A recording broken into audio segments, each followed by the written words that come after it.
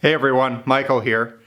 Over the years I've had the opportunity to make all kinds of things, from outdoor furniture to indoor furniture, cabinets, architectural millwork, and even some really nice instruments. But there's one thing that you always keep coming back to regardless of how experienced you are, and that is the simple and basic cutting board. And so today I'm going to show you my process by which I go about building a simple cutting board. Now, I've acquired quite a few scraps over the last month or two of doing a little bit of woodworking in the shop, and whenever this happens, inevitably I say, what am I going to do with all these scraps? And that is when cutting boards really come into a good opportunity to make a little bit of extra money with what would otherwise be thrown away or just sit around for a really long time. So I'm going to show you the pile that I got here. This is a combination of different species of woods. There is some white oak, there is some cherry, I believe there's some ash in there, and perhaps even some maple. And I'll just sort of talk through the video as I go about the process of making these cutting boards and showing you why I do what I do, some of the methodology, and why I think there's certain processes that need to be followed to really produce a successful result. All right, so off we go. The first thing that needs to be done is to cut all of this scrap to the same length.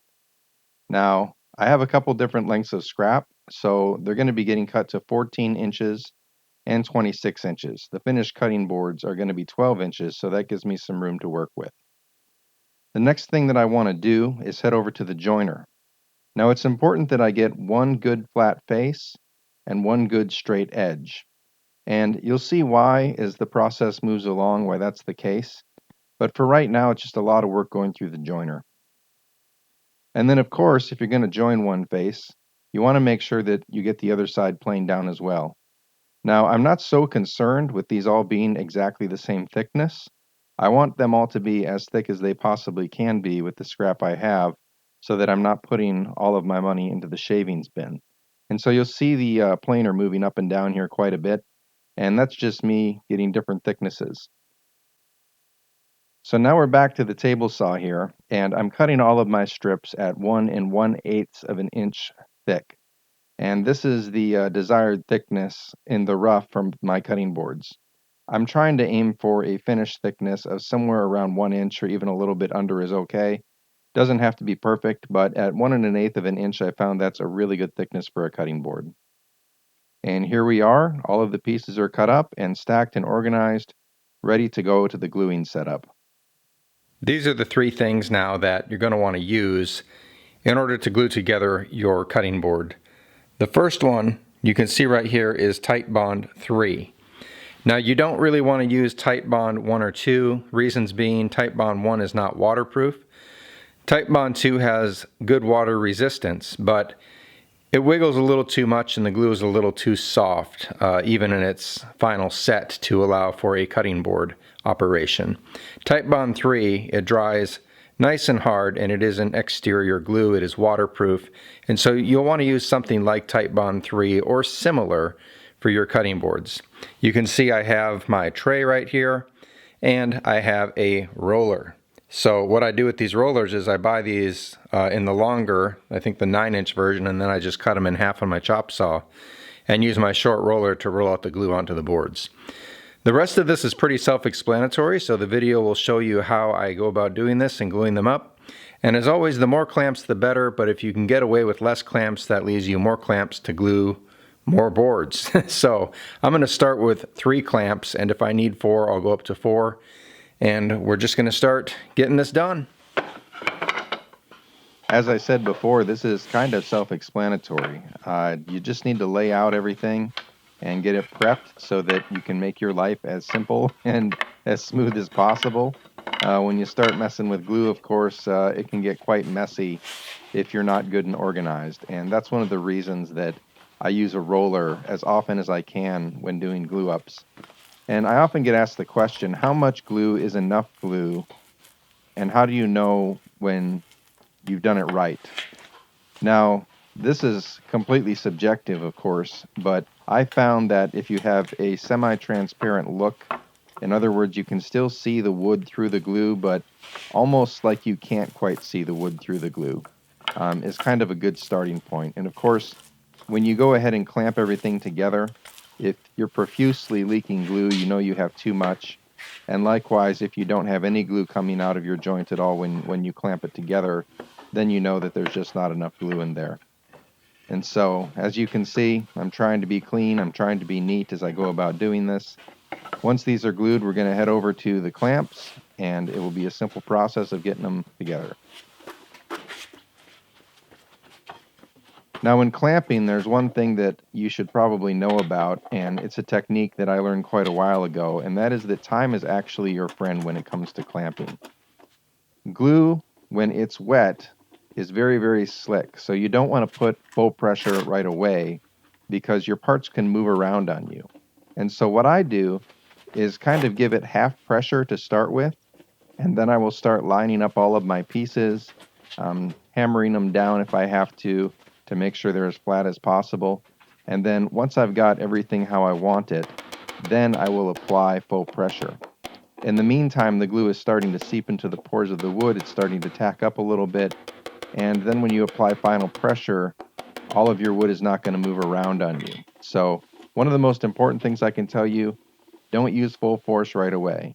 Give it a little bit of time, give it a minute or two, and then apply full pressure.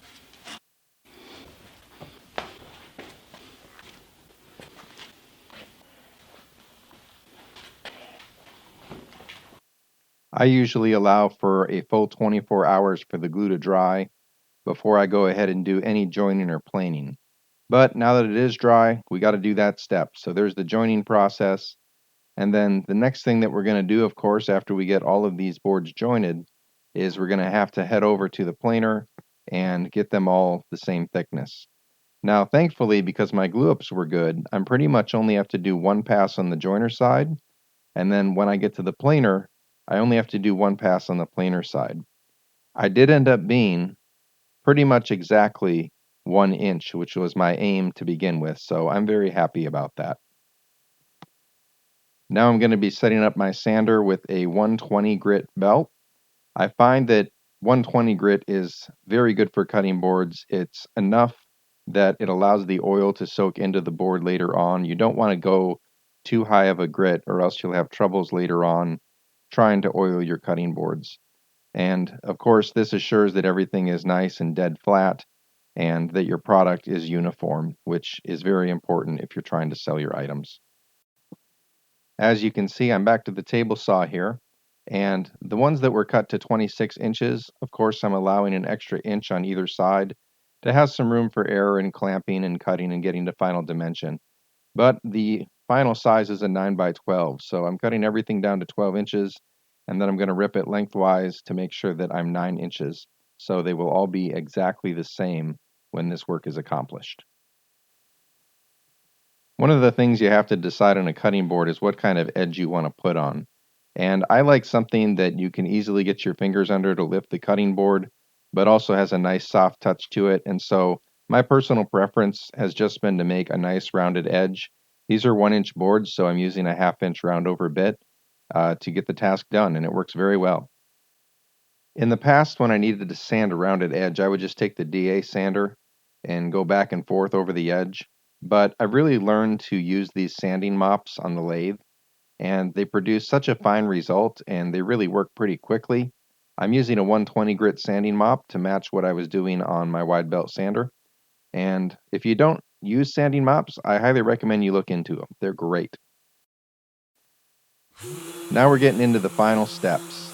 Now there is a process and a reason I sand the way that I sand.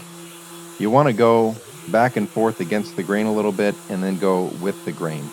It doesn't seem like it would make much sense being that the sander oscillates and spins, but that is the way that you get the best results sanding out the cutting boards. And believe it or not, that's the instructions you'll see with these particular type of sanding discs. I'm using 120 grit to match the grit that I used in the wide belt sander and just cleaning everything up so that it looks nice and perfect. For a utilitarian finish, this is my favorite, boiled linseed oil. I can get it at my local hardware store by the gallon, and it works exceptionally well. If you don't use this, you could use mineral oil or any other samplings that the market has to offer for cutting board oils. Because I'm making so many cutting boards in one go, I'm using this container and basically just going to do an oil bath. I'll set it in the oil, and really a minute or two is about how long I'll let it soak before I'll set it aside. And then I'll set it aside for probably anywhere from 15 minutes to half an hour. And then I'll come back and clean it up. And I'll show you how I clean it up. It's kind of a different way of doing it, but I find an old credit card scraper. You get these credit cards in the mail all the time, and this allows me to save the oil. The stuff that doesn't soak in, I can put back in the bin and reuse and not waste all of my money putting oil into rags. So as you can see, I'm just scraping it off. And then, of course, once everything is scraped off, all I have to do is grab a couple of rags and wipe it down.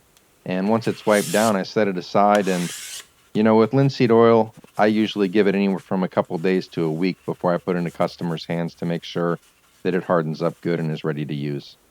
So there you have it. That's my process for making these simple cutting boards. Now these are my wife's favorite size of cutting boards, the 9x12, and over the years I have to agree because it's the perfect size. You can fit these in a camper, they're great for around the house, they can even fit in saddlebags and motorcycles, and all kinds of uses for these. They're just big enough to cut something on, but not so small that they're not usable. Well guys, it's been a pleasure making these cutting boards and having you watch along.